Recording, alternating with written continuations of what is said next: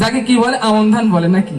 তো আমন ধান কাটবার সময় আমাদের সিঙ্গারি গ্রামে একটি লোক আছে যার নাম হয়েছে মিলন। সে আবার একটু ঢোল টোল বাজায় মাঝে মাঝে কবি রহিমউদ্দিনের সঙ্গে। তো মিলন বিয়ে করেছে আর এক গ্রামে কুদলাই যেয়ে। কুদলাই যেয়ে বিয়ে করার পরে খুলে বলি আপনাদিকের ধারে বউ বলছে কি যে আজকে আমি বাবার বাড়ি যাবো, তা তুমি তো নাঙ্গল চসবা, তুমি সন্ধ্যাবেলায় আড়ি বিলতে চলে যাইও।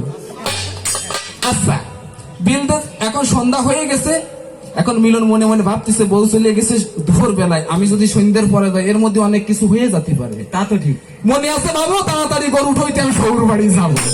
এখন সন্ধ্যা হয়ে গেছে, শ্বশুর বাড়ি বিলির মাছ দিয়ে আটা শুরু করেছে। এখন বিলির মাছ দিয়ে যাওয়ার পথে দেখে একটা পাখি উড়িয়ে যাচ্ছে, মানে ছোট বাচ্চা। আপনারা জানেন বিলে এক ধরনের পাখি থাকে, থাকে না হাঁস পাখি, আবার আর একটা পাখি থাকে যার নাম হচ্ছে পানকুমড়ি। এখন ওই পানকুমড়ি যাওয়ার পথে দেখতে পেরে মনে ভাবেছে তাই শ্বশুর বাড়ি যাচ্ছি, কিছু তো নিয়ে যেতে পারছি নাই, তো বললো আচ্ছা বাবু আজ আমি পাখি ধরে নিয়ে যাবো। এমত অবস্থায় পাখিরে দাবড় শুরু করেছে, আর পাখি তো উড়ে উড়ে যাচ্ছে। ও যত দাবড়াচ্ছে পাখি তত উল্টিছে, যত দাবড়াচ্ছে পাখি তত উল্টিছে। এক প্রকারের কুসলাবনের ভিতর দিয়ে ওকে কিন্তু ধরে ফেলিছে। এবার ওর কাপড় খুলে ধরে গেছে, ওর কিন্তু মোটো আর খেয়াল নেই। চলে গেছে শ্বশুর বাড়ি, যাই পরে শাশুড়ির সামনে যাইয়া পড়িছে। আর শাশুড়ি মশাই দেখতে পাই জামাইয়ের অবস্থা ভালো নাই। কয় কাণ্ড ডাকি জামাই এরকম হয়েছে কে রে? কসে মা এই যে পাখি নিয়ে আইছি, পাখি নিয়ে আইছি।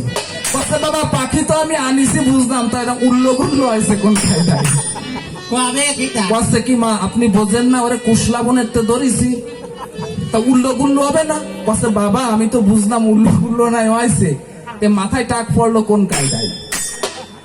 তা কসে আপনি বোঝেন না, ও ধান খাওয়া অভ্যাস আছে, ওই ধান খাইয়ে খাইয়ে ওর মাথায় টাক পড়িয়ে গেছে। মাথায় টাক পড়া কথা বললে তো হবে না। তো সেলিনা পারভিন আসরে এসেছে, সুন্দরভাবে গান করেছে, পাল্লা করেছে। গুরু আর শিষ্য প্রশ্ন করেছে যে গুরু তুমি আমার কথা নিবা, আমি যে প্রশ্নগুলো তোমায় করছি এর সঠিক সমাধান দিবা। আজ আমি জারি গান করছি প্রায় 10 বছর, কি তার একটু বেশি হবে। তো যত বাংলাদেশে কোন শিল্পীর সঙ্গে আমার গান করতে বাদ নাই, শুধুমাত্র কবি রওশন আলীর সঙ্গে আমি গান করতে পারি নাই। তবে আপনারা যদি দোয়া করেন সে যদি গানে থেকে অবশ্যই একদিন দেখা হবে। তো আমি এখনো পর্যন্ত যত জায়গায় গান করেছি আমি কোন জায়গায় দেখি নাই যে কোন শিশু তার গুরুর কাছে প্রশ্ন করে।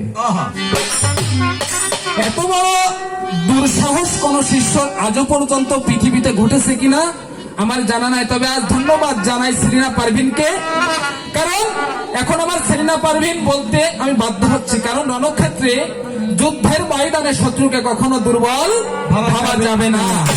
তো সে পাল্লা করেছে ঠিকই, কিন্তু প্রশ্ন করেছে যে গুরু আমাকে গুরু বানিয়েছে, শিষ্য হয়েছে, আমার নাম দিয়েছে লালন শাহ ফকির।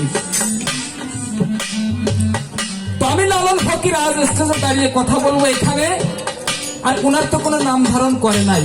পাল্লা কি হয়েছে আপনাদের কাছে বিচার করলাম আমি, পাল্লা কি হয়েছে? গুরু শিষ্য যদি পাল্লা করতে হয় তাহলে একটা নাম ধারণ করতে হয়। গুরুর নাম দিয়েছে লালন ফকির, কিন্তু শিষ্যর তো একটা পরিচয় থাকতে হবে। তুমি তোমার যে পরিচয়টাই আমি না জানি তাহলে তোমার আমি শিষ্যত্ব গ্রহণ করবো কিভাবে? আমি তো পরিচয় জানি না তোমার, তুমি তো তোমার অ্যাড্রেসটা আমাকে দাও নাই, দিয়েছো তোমার অ্যাড্রেস আমি জানি না, তাহলে আমি কিভাবে তোমাকে সঠিক একটা পথ দেখাতে পারি? তারপরেও মানুষ মাত্রই ভুল থাকে, হতে পারে।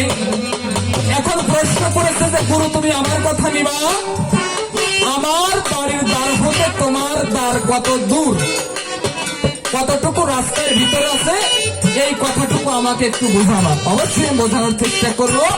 আর একটা প্রশ্ন করেছে কি যে হাওয়ার উপর চোর থাকে, আবার পাতালে তার ভাগ, এই চোরকে ধরার কৌশলটা কি? তা তুমি তো একজন শিষ্য, তোমার অবশ্যই জানার কথা, যেহেতু তুমি জানো না অবশ্যই আমি তোমাকে জানানোর চেষ্টা করবো। আরেকটা কি প্রশ্ন করেছে, আসলে যখন উনি প্রশ্ন করেছে তখন আমরা খাওয়া দাওয়া করতে গিয়েছিলাম ওই পাশে, আমি শুনতে পাই নাই। তো আপনারা যারা শুনেছেন বলবেন, অবশ্যই আমি তার সঠিক সমাধান করবো হাদিস এবং কোরআন থেকে। যাক মনে আছে বাবা, একখানা গান গেয়ে আস্তে আস্তে সামনের দিকে যাবো।